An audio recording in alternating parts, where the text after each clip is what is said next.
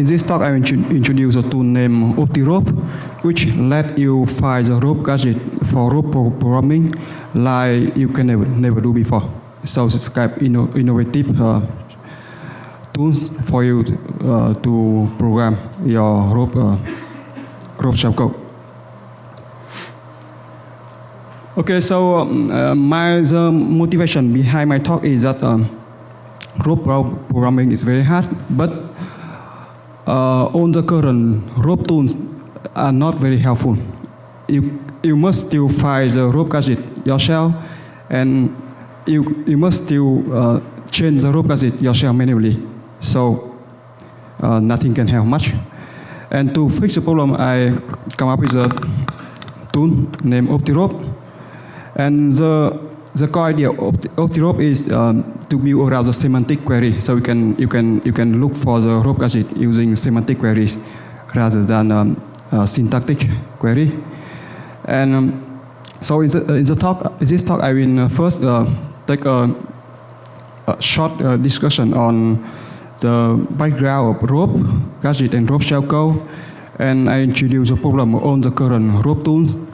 And next, I introduce the t112, the ideas behind this tool, the design and the implementation, and there are a lot of live demos. Okay, so first, software attack. We will know that attacker abuse the software flaws to exploit the application, and they trigger the vulnerability with malicious input to execute the attacker's code.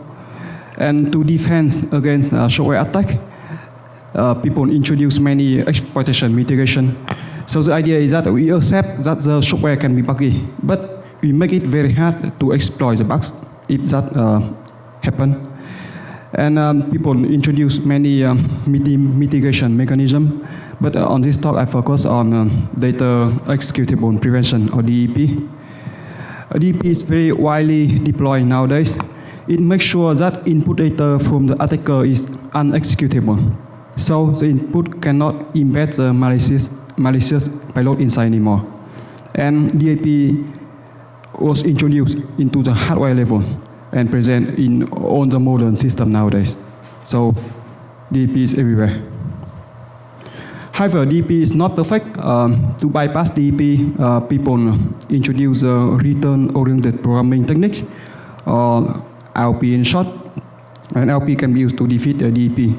So the idea is that LP is that it makes sure the attacker is not needed to be inside input data anymore.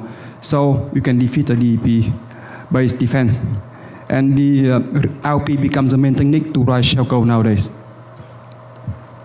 So the concept of LP is that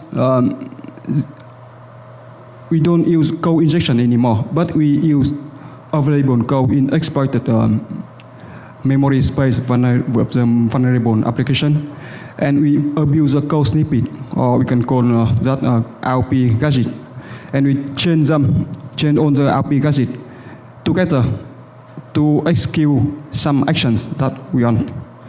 And LP gadget mostly come from unintended instruction, and people already prove that LP is Turing completed, which means you can change the LP gadget if you have enough gadget to do whatever you want. So here's one LP example. In this example, we have some LP go inside the stack memory. Stack go from top to bottom, and you can see here we have this gadget, and this gadget, and something inside the stack. So if you can jump to here, this instruction will be executed. So pop EDX will pop out FFF EDCC, right? So after this, EDX become FFF EDCC, which actually is -1, 2, 3, 4, right? And after that, we return to here, which actually executes some instruction in the memory, which is store EX, and return. So after this, EX becomes 0, right? And we return to here, which execute another instruction, sub EX, EX, EDX, and red, which subtract EX, subtract EDX from EX, because now we have EX, we have EX is 0, and EDX is minus 1, 2, 3, 4. So after this gadget, we set EX to 1, 2, 3, 1, 2, 3, 4, right? 0 minus 0 subtract minus 1, 2, 3, 4 from 0. We have 1, 2, 3, 4. Okay, so we have many rope gadgets. We can change them together to achieve the traditional co-injection shell code. So we can write the traditional shell code using the rope gadget by chaining them together. And usually the rope shell code, usually it is implemented as a stage 0, which then remap the stage 1 memory to be executable, and after that we change the control to the stage 1. So we can see that actually rope shell code is just to execute the first stage. However, you can see that rope shell code, you can see that it dominates the future, because nowadays the modern system put more and more restriction on what rope gadget can do to launch the next stage. For example, in Windows 8, they introduced some mitigation techniques, so they enforce the policy who and where can call virtual unlock and virtual protect to enable memory executable. So it's very hard to call these two functions on Windows 8. So which means Windows 8 push the exploitation writer to do more work in stage 0. And I can imagine that in the future, the modern future system can totally forbid the co-injection. So no more stage 1, but we have to do everything in stage 0, which means we need to have full rope shell code, no more stage 1. And actually, iOS already implemented this mitigation, because they set the writable base to be non-executable, and only side base are executable, which means rope is the only choice for shellcode. So the shellcode in iOS must be fully rope, no more traditional shellcode. So we see that rope programming is very hard, because you need to find the right gadget to change them to do what we want. And you can see the full rope shellcode can be a nightmare. Very hard, take a lot of time to do, to implement the good shellcode.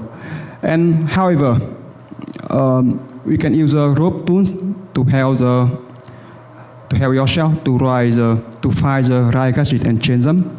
However, the current rope tools are not very helpful, because what can they do is that given the binary containing the gadget at runtime, the rope tools that collect all the gadgets available in the binary, and after that it can help us to find the right gadget from the collection. However, mostly all the tools stop here, and nothing can automatically find the right gadget, and nothing can help us to change them automatically. We need to find the gadget ourselves, and we need to change them ourselves. Nothing can help. So everything must be done manually. So it's very tedious, very boring at this stage to write the rope shellcode. Okay, so here's some high-level gadget. We have few type gadget like load, store, adjust, cone, and syscone. For example, load can load value to register. For example, this gadget can copy EBP to EAX. This one copy D7 to EAX. This one copy value in the memory into EAX. Store, similar. We can use this gadget to copy EDI to memory. This one, some concrete value to memory. Adjust, adjust the register by a constant or by a resistor, and we can use a cone gadget to cone one function, and finally the system cone gadget can be used to execute the system cone. Okay, so here's what all the traditional rope tools do inside. They do two things. First, they get all the gadget To do that, they locate on the return instruction, and after they walk back few bytes and look for legitimate sequence of instruction and save them. So for example, here we find the red instruction, and if we come back 3 bytes, we have a gadget that is 3 instructions.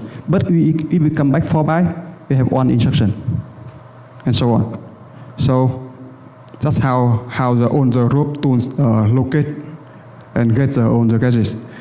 And the second thing rope tools help us to do is that we can give the rope tool some questions, and it can help us to search and to look for the suitable gadget. So basically, the rope tools go through the list of all the collected gadgets and match them with the request from users. But mostly, this one is important, mostly they only use regular expression searching on the gadget text. That's what they do. Here's one example from a very nice tool named RopeMe.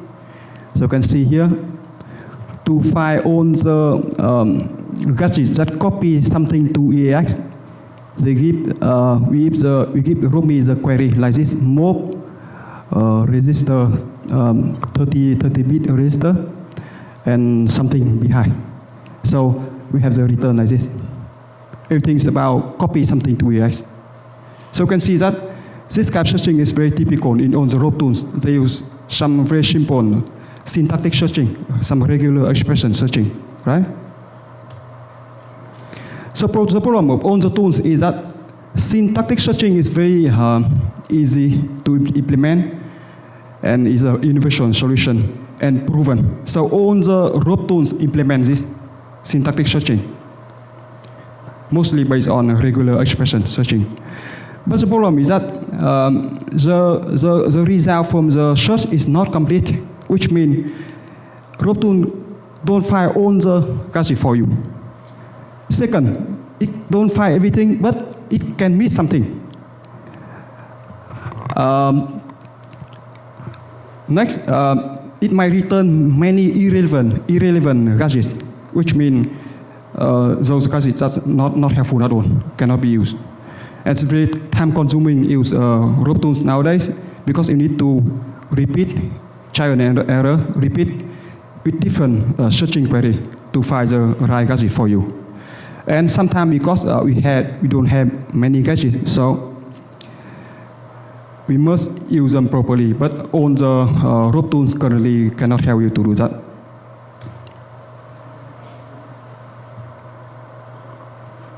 So I show you some problems on the rope tools now. First of all, you want to find the gadgets that copy EBX to EAX, which means you want to have something like this. EAX be equal to EBX after the gadget, right?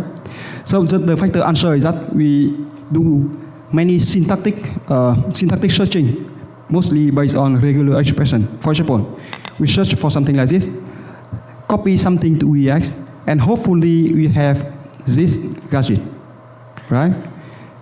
If we don't find anything, we try another question. Exchange EAX with something, and hopefully you have exchange EAX with BX as a return. But if you don't have this, you need to go to the next question. Load effective EAX with something, and hopefully you have this in the return gadget. So, to find one gadget, we need to try many questions. So the first question is that, do we miss something? Do you miss any promising searching questions here? First one, we miss this one. Exchange EAX with something, we miss this one. This one set EAX to BX, right? So we miss this one. We miss this one as well. Multiple EBX with one and assign that to EAX. We miss this, right? So you try many questions, but we still miss something. And anything else still missing? I don't know. Maybe people with more experience can tell me. So the question 2 is that how many queries and effort do we need to find this simple gadget? Probably many. A lot of effort, a lot of time. Okay, the next question.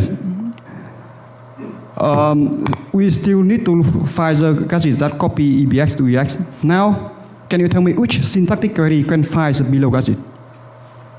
This one. So EX, eat EX, which means 0 RBX, right? And after that, pop ESI. And finally, add EX with add EBX to EX and copy to EX. This one actually assign EBX to EX because here we have EX is 0. Now can you tell me which syntactic query can find this? Nothing, right? Because what you do is a semantic. We have the semantic gadget here, which means you need to understand how it works inside, not how it looks. And this one, so EX with itself and not EX, which means we have EX is -1 here, right? And finally, and EX with EBX, which means copy EBX to EX. So this one also copy EBX to EX. But can you tell me which syntactic query finds this? Maybe nothing. This one, exchange EBX to ECX, which means copy EBX to ECX. And next, exchange ECX with EAX, which means copy ECX to EAX. Because we have ECX is equal to EBX here. So finally, you have EAX equal to EBX after this gadget. And no syntactic query can help me to find this. And finally, push EBX, and after that, later pop EX out. Also copy EBX to EX, but syntactic query cannot help. So another question. We need to find the gadget that pivot, which means migrate stack to somewhere that is under our control. So the RootMe tool suggests all the following questions. Searching for exchange ESP with something, exchange some register with ESP, and something with ESP. You can whatever instruction. And after that, we need to look through all the return gadget to decide which one is good, which one is the right one. So any missing thing here? Any missing query here? We miss this one, right? Copy EBP to ESP. So we try many things, but we still miss something. So the other problem is that on the current rope tools, you can see that nothing can report the semantics of the suitable gadget, which means it returns a lot of gadgets, but nothing can tell me the semantic of each gadget. For example, nothing can tell me which register is modified in this gadget, which efflex is modified in this gadget, and how many bytes the stack pointer is advanced after this gadget. Nothing can tell me. It only returns me the raw text of the gadget assembly. And more importantly, no tool can change available gadget for the requested semantic gadget. For example, nothing can return this. You can see here we can combine two gadgets and change two gadgets together. Change saw EX, EX, red, and exchange EDX, EDX. Because this one make EX 0. So this one copy 0 to EX, which is 0 to EDX. So finally you have EX is 0. So you can see that no tool can help me to change available gadget to do something I want. For example, I want to assign 0 to EDX here. No tool can help me to find these two gadgets and combine them together. And this one also, this one actually copy -8 to ESI, right? And change that with this one. ESI is -8, so ESI plus 8 is 0. So effectively you have EX is EDX equal to EDX here. And no tool available can find these two gadgets and change them for me. Nothing, absolutely nothing. So,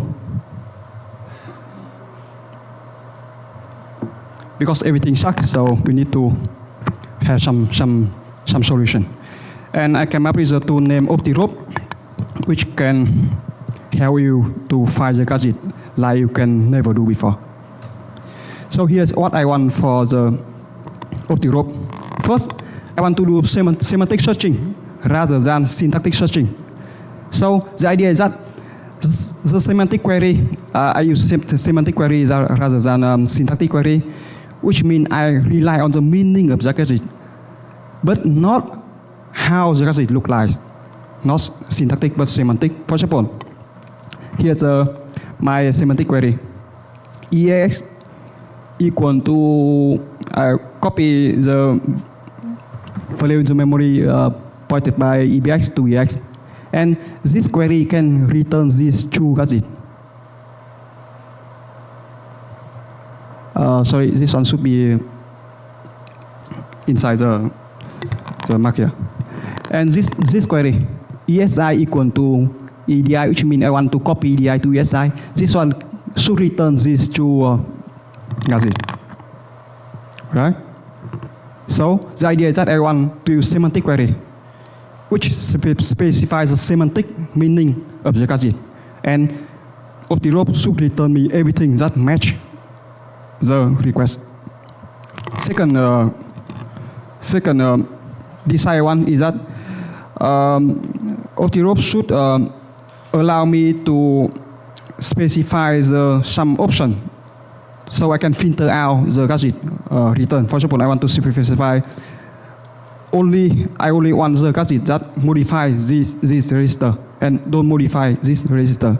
And I want to limit the amount of stack pointer advance after this gadget. I don't want the stack pointer to advance too much, for example. And the third request is that I want OptiRope to provide all the detailed meanings of the file gadget. For example, if OptiRope returns this gadget, it should tell me that this gadget modifies this register, EAX, and those E-flags. And it should tell me that ESP is advanced by 80 bytes after this. So I want to have detailed semantics. Third one, I want OptiRope to help me to change all the selected gadget if the natural gadget is not available, which means if you want to do something but in the set of the gadget we don't have anything like that, I want OptiRope to find the gadget and change them to do that for me. So the last the chain available gadget is very important, and that can help a lot. And finally, I want to support a lot of platform, 32-bit and 64-bit, and on the modern system. It can support, it should support Windows, Mac OS, and Linux, and even raw binary. Okay, so you can see that all the other tools available now is here. They can only get the gadget, and they can do some syntactic searching, and some tools can do very simple semantic searching. But OptiRope should go further. We should do the same thing like gathering gadget. We can do syntactic searching. We should do very good semantic searching, and finally, we should be able to change gadget together automatically for you. So we can compare OptiRope with some very popular tools here. So like here, nothing can do semantic query except immunity debugger. But immunity debugger can do very basic function to change to do semantic questions. And nothing can change the gadget. And OptiRope should support everything on the platforms. Immunity debugger is very nice, but they only support a 32-bit of Windows now. Nothing else. And that's my target, my dream. I want to build something like this. Okay, so next we come to the semantic query. Here I define the semantic query for OptiRope. First of all, for load type, I should be able to specify the semantic query like this: EAX equal to EBP, and OptiRope should find all the gadgets that copy EBP to EAX for me. Right? You can see all these three gadgets copy EBP to EAX. Store. Copy EDI to the memory at the EBX. And this semantic query should return these two gadgets. As that, we advance ECX by 5 bytes, and this query should return these two gadgets. This one actually, what's that? Okay. This one is minus 9, so which is subtract minus 9 from ECX equal to 8, 9 to ECX, right? And so on. So, Octirop should be able to process the semantic query and give all the gadgets that it can match the semantic query. So the idea behind Octirop is that we build everything around the semantic query, and we use semantic logical formula. And internally, Octirop generates the semantic logical formula on the gadget code. And after this, Octirop allows semantic query. So we can describe the high-level decision for the gadget by give it the semantic query. And Octirop should be able to perform searching semantic query based on the logical formula using SMT solver. And Octirop can combine logical formula to change the gadget to produce the desired semantic actions. So there are some challenges. Machine code, for example, in Intel platform, machine instruction really overlap. You can have many instructions but do the same thing. For example, these two instructions here, actually they do exactly the same thing. And the instruction can have multiple implicit side effects. For example, boost instruction actually does many things inside. It copy register into the memory, after that decrease the stack pointer by 4. So we need to understand the semantics of the instruction, right? So what we need to do is that we need to normalize all the machine code to some intermediate representation language. And the intermediate representation, or IR, must be very simple, no overlap. And IR should express the semantics explicitly without side effect. And IR should support static single assignment. This one is important for the step of generating logical formula. So the idea is that we need to normalize the machine code, and after that we optimize it. We translate the machine code to some intermediate language. After that, we optimize it to make it more compact. And finally, the output of this step will be sent to the next step. And the next step here will generate the logical formula from the optimized IR. So the question is which IR I should use. And here in this project, I use LLVM. LLVM is one open source project originally introduced to build compiler for you. And it consists of a set of framework to build compiler. And LLVM is built around one intermediate language named LLVM IR. And on top of LLVM IR, there are a lot of optimization modules ready to use. So here is the model of LLVM. So we want to compile some high-level language. We use the LLVM front-end here. And LLVM front-end will translate the language, the source code, to LLVM IR. And LLVM IR will be sent to the LLVM optimizer, which optimizes it. And this step can make the code much smaller, for example. And after this step, we have the LLVM IR already optimized. And finally, the backend will compile the LLVM IR to the native code. That's the model of the LLVM framework.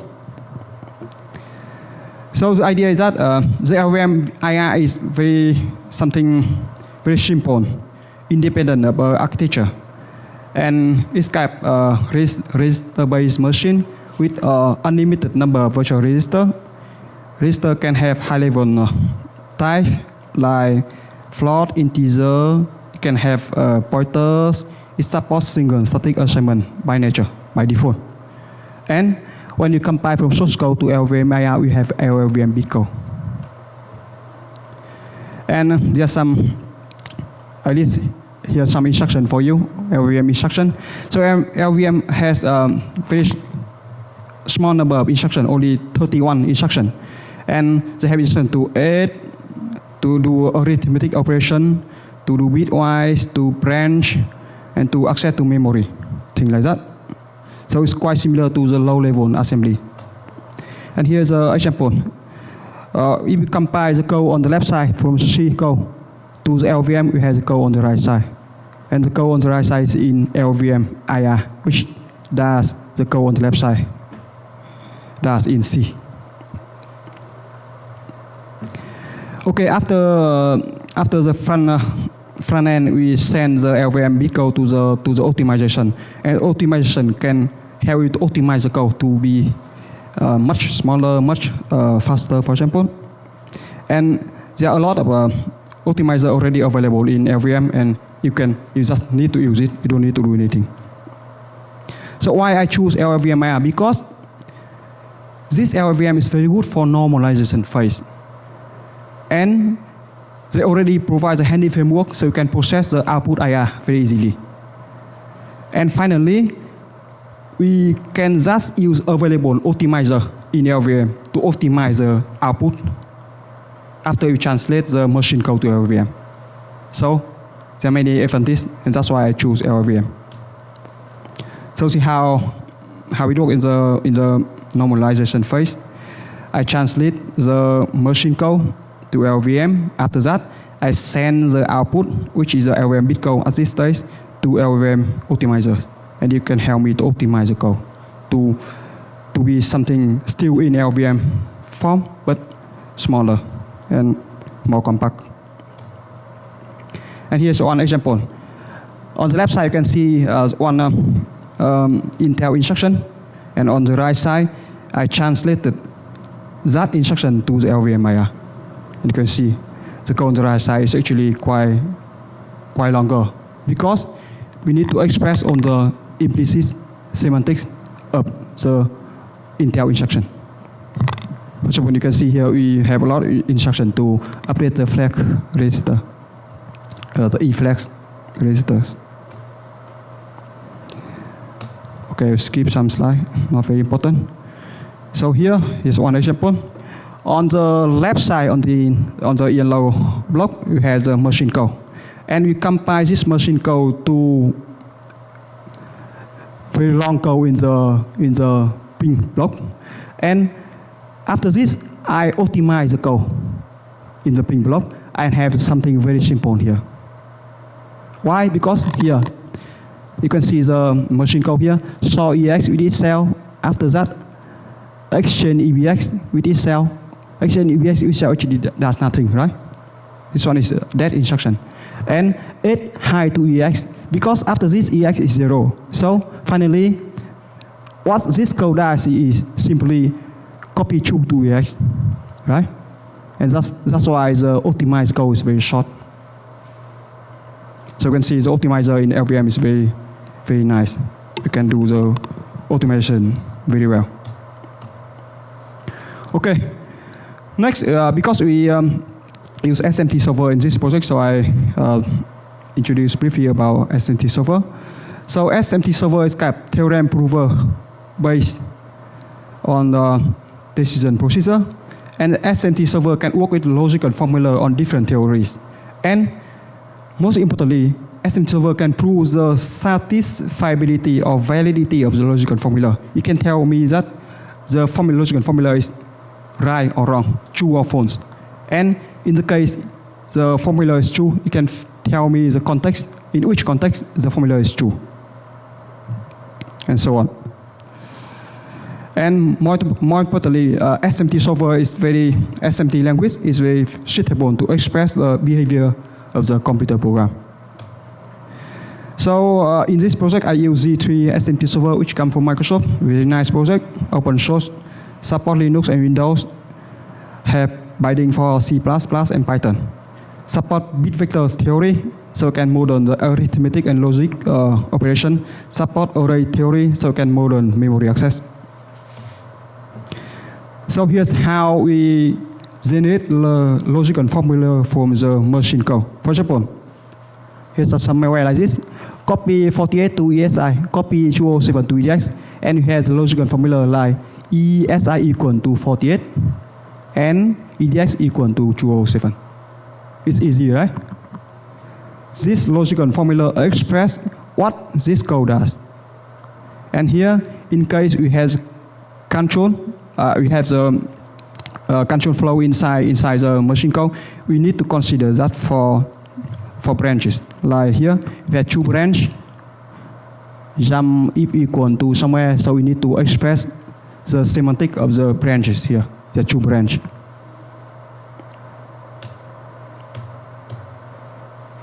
Okay, so next step is that we need to generate the logical formula from the LVMIR. So the idea is that we translate the machine code to LVMIR here. After that, we generate the logical formula from the LVMIR. How does it work? I need to roll one LVM pass to translate the bit code to SMT logical formula. And I need to go through each instruction in each LVM block, basic block, to translate each instruction to LVM, each LVM instruction to SMT formula. Okay, so now you can already generate the logical formula from the gadget code. The next step is that we look at the OptiRope model. So OptiRope has 2 phases. The first phase is like on the traditional rope tools. We need to prepare to get on the gadget. This stage. And the next stage, we come to do the main things that we want to do. You can search for the gadget on the collected gadget in the first phase. The first phase is done in traditional way, like all the other rope tools. We locate the red instruction, and after that, we walk back to collect on the legitimate sequence of instruction, and we say on the gadget we found. So there's nothing special here. Second stage, for each gadget code, which is assembly form, we generate one SMT formula for that. So with each gadget, we have assembly code for the gadget, right? So I normalize the code. After that, I optimize it, and finally, I generate the SMT formula from the optimized LVMIR, as I explained in the last few slides. And you can see here that I build OptiRope on top of the framework, which consists 2 layers. The bottom layer normalize the code for me, and after that, optimize it. The middle layer generates the SMT formula for me. So OptiRope is built on top of these 2 layers. Okay, so there's one thing I need to do in this stage. Each gadget, I need to save. You need to say on the modified register of the gadget and on the stack pointer, how much stack pointer is advanced with each gadget. And here is how I calculate how much the stack pointer is advanced for each gadget. So the idea is that this time I ask the SMT solver to tell me how much is the difference between the final value of the stack pointer and the first value of stack pointer. So this consists of 2 steps. Is it easy to see from behind? Okay, I have gadget like this. Copy, move EBX to EX and return, but with 12 bytes. And I generate the logical formula from this gadget, right? We have the SMT formula like this. And I add one variable named diff.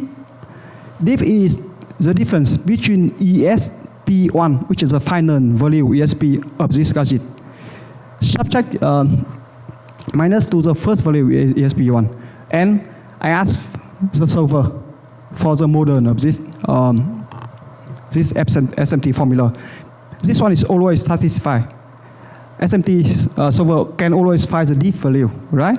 For example, here, it returns the diff is 16, which is 22 in decimal mode. And I generate another formula, which is, this time I ask if ESP1 minus ESP can be different from 22 or not.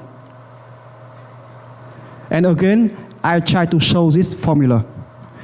If this one is set, unset, this one should be unset, which means ESP is advanced. The value of ESP advanced is exactly 22. But if this one is set, we can know that ESP advanced is unknown. We don't know how much ESP pointer is advanced after the gadget, because sometimes the ESP change, and that depends on the context. So we don't always know. Okay. Now we looking into the gadget. Because the gadget mostly evolve around the register and require register, so we try to find all the gadget based on primitive gadget. And the primitive gadget is classified to two types, the P1, P2. P1 is a gadget that set register to another register. For example, this one is a primitive register of Taiwan. This one copy EDX to EX. P2, the gadget that set register to immediate to some constant. For example, this one. This gadget copy 0 to EDI, and after that, this one copy EDI to EX, which means make EX 0, right? So this gadget make EX 0. So this one is a P2, set 0 to EX. This one set one register to another register. This one set one constant to one register.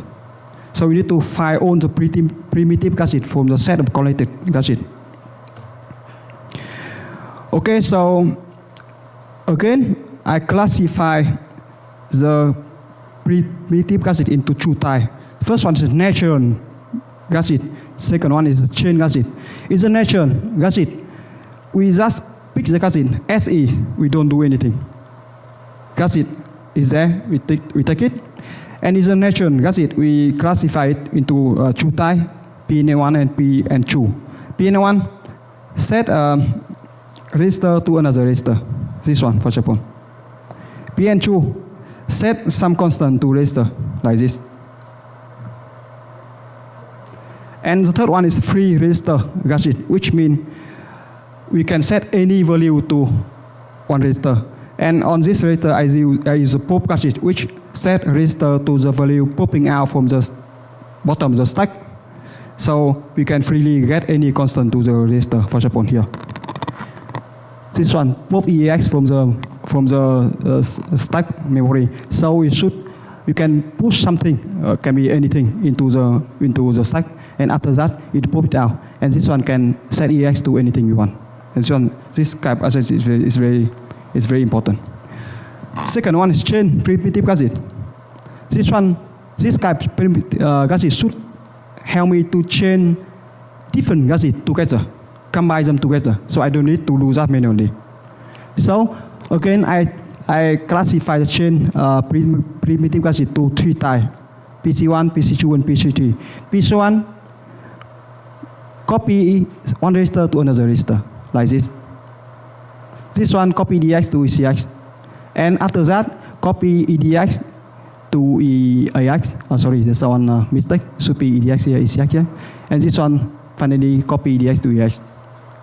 PC2 copy constant to one register, like this, or EBX with FFFF, so which make EBX FFF, right?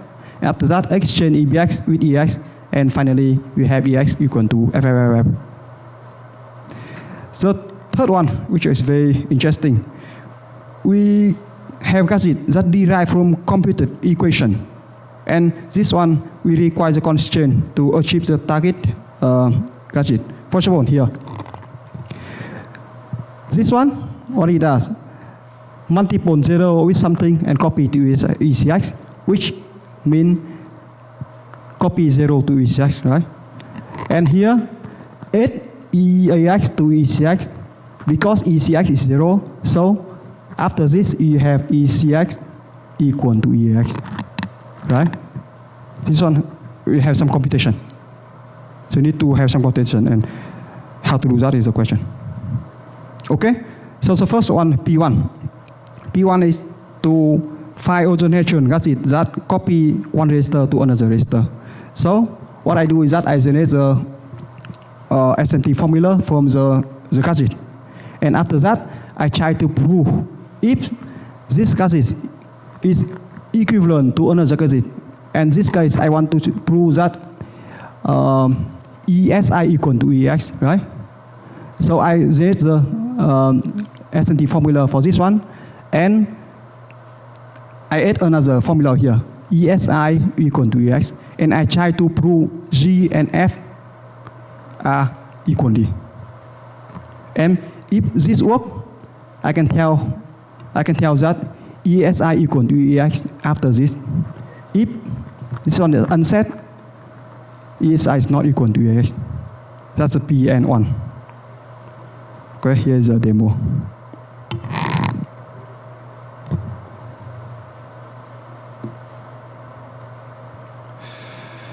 Okay, so here's the demo of the OptiRob. This demo I get it from one binary in the Linux, and I collected everything on the gadget, on the SMT formula for each gadget, and now I can show you.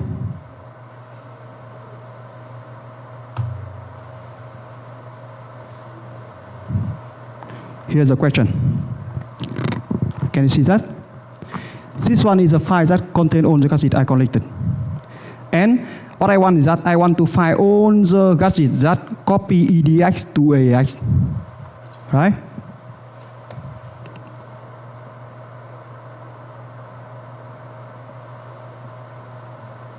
Okay, so a lot. Some are very trivial, but some are very interesting. For example, this one. This one copy EDX to EX, right? And this one modify EX register, of course. And this one advance the ESP by 4 bytes after this. Another one, this one.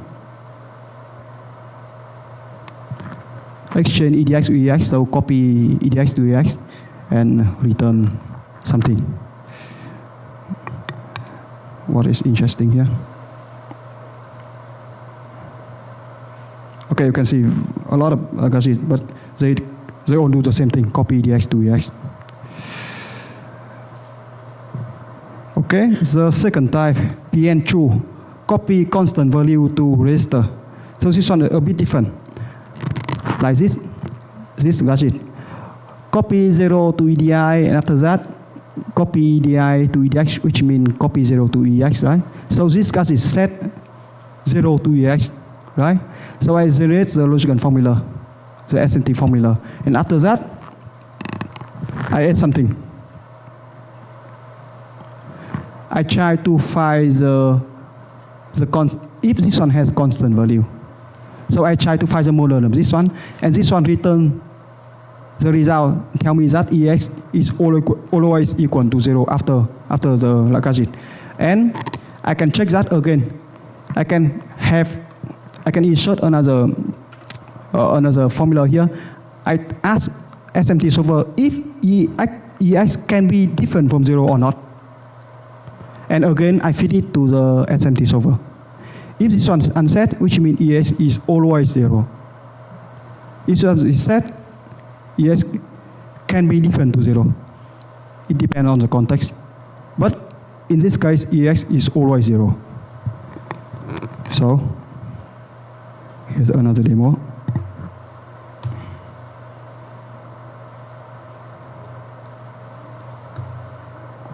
Again, I run OptiRoad, and I want to find all the gadgets that copy 0 to EX.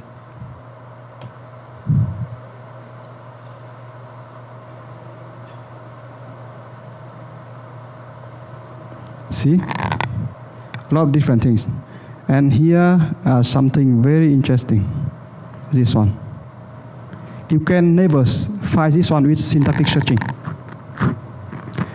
copy 0 to EDI. After that, copy EDI to EAX, which means copy 0 to EAX. So this one really copy 0 to EAX and modify EAX and EDI registers. And advance the ESP by 8 bytes because we pop something out here. Right? And everything else, you can see, everything else, set 0 to EAX. They look differently, but they do the same thing. Right? Okay, next one. Okay, change gadget. I can change the gadget together because with available gadget, you can change them and you can have PC1, PC2, and PC3 here. So the idea is that PC1, PC2 copy the register to another register. PC2 copy constant value to another register. And the idea is that if we have R2 equal to R1 and R3 equal to R2, you can combine these two together and we have R3 equal to R1, right? So the idea is that we find two gadgets. Just set register to another register and can combine them. So how we can do that? The idea is that I use some very simple graph theory algorithm, and I build a tree. In the tree, one node is connected to another node with the first node can be equal to the second node. For example, here, if EAX can be set to EAX can be set to EBX, EDX, ESI, EBP, I connect them. And because EDX can be set to EDI, ECX, and some constant, I connect EDX with EDI and ECX and constant. And you can see, because there's a path from ECX to EDX to EAX, so EAX can be set to ECX, right? There's a path, so you can bridge them. And because there's a path from constant to EAX, so you can set constant to EAX thanks to this gadget and this gadget. You can bridge them. You can jump from one node to another node. And each jump is one gadget. So here's one demo.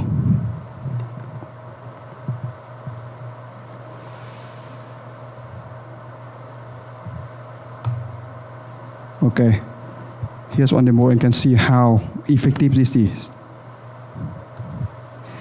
I try to find all the gadgets that copy EDX to ECX. Nothing. There's no gadgets that copy EDX to ECX. Now, I try to change them. Still the same question, but I change them with the one parameter C, which means change. I want to find the gadget automatically and change them to copy EDX to ECX. Because the natural gadget cannot do that. Just no natural gadget can do that for me. Okay, a lot. See? This is possible because we can change gadget together. For example, I have two gadgets. This one, copy EDX to EAX. And the second gadget, exchange ECX with EAX. And this one, because copy EDX to ECX, and after EAX is exchanged to ECX, so you have ECX equal to EDX, right? So you can find gadgets that don't do it, but by combining them, we can do that.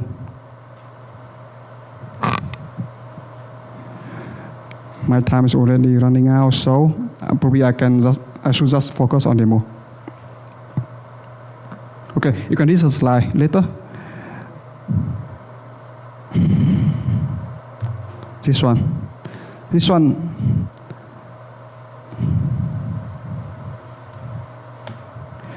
Again, I try to find all the gadgets that copy EDX to ECX, and here we have some complicated computation. For example, we insert something to 0 to stack memory, and this gadget pop is CX out. So after this, we have ECX is 0, right? And the next gadget, because ECX is 0, so add EDX to ECX makes ECX EDX, because ECX is already 0, right? Can you work out that? So you can see you can do some very complicated computation here, and you can chain few gadgets together, and you can even insert something into the stack memory and pop it out, doing something very complicated. But finally, we achieve what we want. Anything interesting here? Okay, this one is interesting. This one is interesting. Maybe it's the last demo. Oh, sorry, too fast.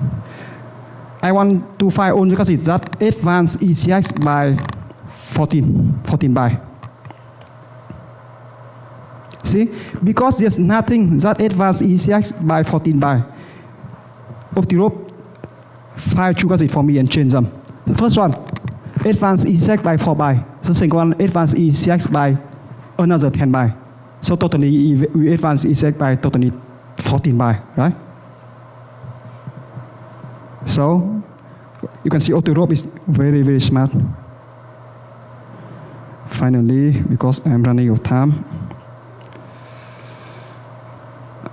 I show you another thing. So what I saw so far is that Optirope come in the command line form, but I already built web-based for Optirope. So here we go. We want to find all the gadgets that set 0 to EX. Search. So it take some time, so please wait, like few seconds. Okay, so we found totally 22 gadgets, and everything copy 0 to EX.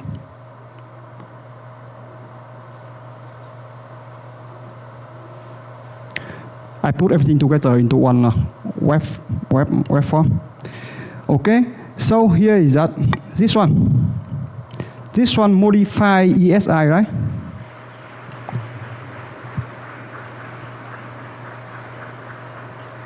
So modify ESI, pop ESI, but I don't want any gadgets that modify ESI, so I want to preserve that. Okay, I want to find all the gadgets that set 0 to EX and preserve the value of ESI. So I input that here. I can also specify how much stack memory is advanced after the gadget, but I leave it blank here. Search again.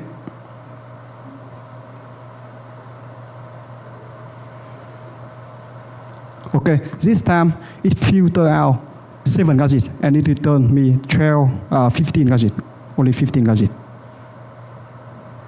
And everything preserve ESI. Okay, come back to slide. Actually, I don't skip much, so still not too bad. I had some trick to. I did a lot of tricks to improve the performance of Optirope here. You can look at the slide. A lot of tricks, interesting. So currently in the Optirope, I implemented the web and command line interface. I have few framework to translate machine code to LVM, generate the SMT formula from the LVM bit code slicing, which you can see the slide, and Optirope at the moment support on the 32-bit and 64-bit platform of Intel with all the own kind binary. It can be Windows, Mac OS, or Linux, or even raw binary. Conclusion: Optirope is an innovative tool to find rope gadgets for you. It can support the natural and easy semantic questions. We don't rely on the syntactic question anymore. Internally, we use compiler techniques, LVM, and SMT solver to solve many questions. And Optirope, importantly, it can change the stated gadget together if there's no natural gadget can do what you want. And this tool will be introduced to the public very soon. because currently there's still bug fix. There's still bugs I want to fix. So please wait, and you can watch out for this arrest. When I release this tool, it will be at this arrest. So finally, here's one. I summarize the features of the rope compared to other of the rope other rope tools. Yes. So any questions?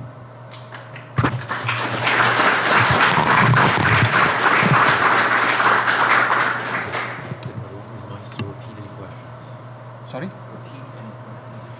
Okay. You could use the mic to be great, but otherwise we'll have him repeat the question. Can you just go back to the slide with the URL? If you go to Which slide? that one more. This one right there. This one. Yep. Yeah. Yeah, I want to develop more methods to chain gadgets together. I want to introduce higher level gadgets rather than only few types like what you saw. I want to do full compiler-based implementation. It should be do more than that. I want to support ARM.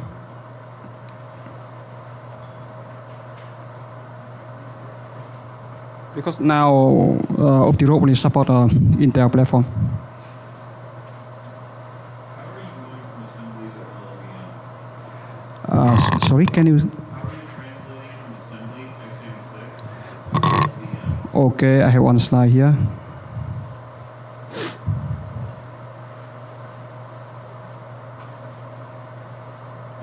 The question is how to translate machine code to LLVM. What tool are you using? I built everything myself from scratch. So here, this slide. So basically, what I did is I built something like compiler front end, but for machine code language to translate machine code to LVM. So I need to work out. I need to analyze the machine code and work out on the control flow graph consists of basic block, and I translate each basic block to LVM. And inside each basic block, I translate each machine instruction to LVM. And that's how it works. And for this step, I need to reference the ISA manual on the platform, like in this case Intel manual, to understand on the semantics of each instruction, so I can translate properly. ARM disassembler. ARM dis. Okay, disassembler, because actually I use to say some work. I don't translate directly from machine code to LVM, but I translate the machine code back to assembly. So I use some assembly, some disassembly here. So I translate, what I did is that I translate machine code, native machine code to assembly, and after that I translate assembly to LVM. And that's how it works. So I don't need to understand how the disassembly work inside. And for this, because of this, I can very easily translate 32-bit and 64-bit to LVM. I don't work at the low level, but I use some assembly, disassembly. Yeah. How big or what kind of programs do you use to make that kind of Okay, this project is pretty. This one is actually not trivial, and okay, this one slide. I mainly use Python and C++ to do it on the programming, and this project take around, I think, like around 10,000 lines of code. So it's not trivial at all. It takes a lot of time to work. You mentioned a subset of LLVM. So what are the targets not included? Okay, that's a good question. I have one slide for that here. Where is it?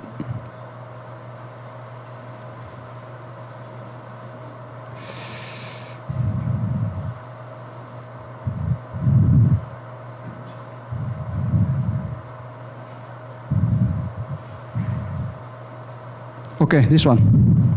Actually, LVM has 31 instruction, but I don't use everything. I only use subset of those instructions because inside LVM they have some instructions that work for high-level information. So you can translate the high-level source code to LVM, and those instructions that contain the high-level information in the source code I don't need. Yeah, I'm wondering what high level you are not. Every instruction that contain high-level information, like pointers, or yeah, I can show you later. But basically, I think I use only like maybe 20 LVM instruction.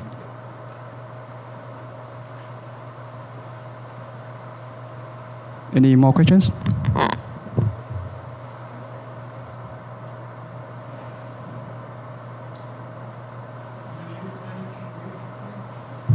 Sorry? This takes some time because there's still many things I want to do, so maybe 1 or 2 months. I'm not so sure now. Yeah, but I want to push it out as soon as possible.